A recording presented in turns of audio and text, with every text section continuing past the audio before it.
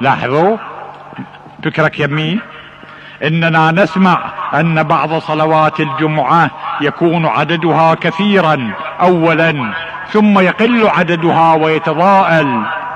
وهذا معناه ان بعض من حضر فعلا واقتنع بصحتها وصلاها انه تركها واعرض عنها. ليش يصير حبيبي؟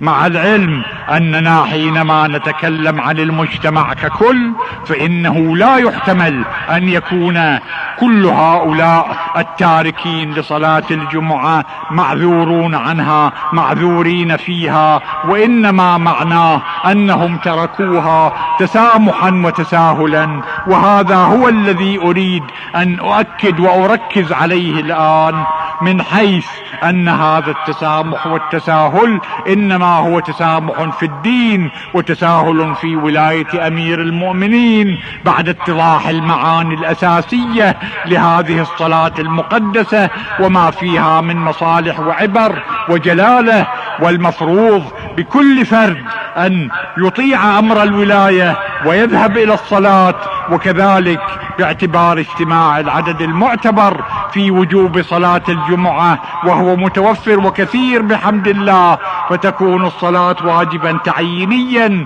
ولا تبقى واجبا تخييريا على فتاوى الأعم الأغلب من العلماء كما هو الصحيح.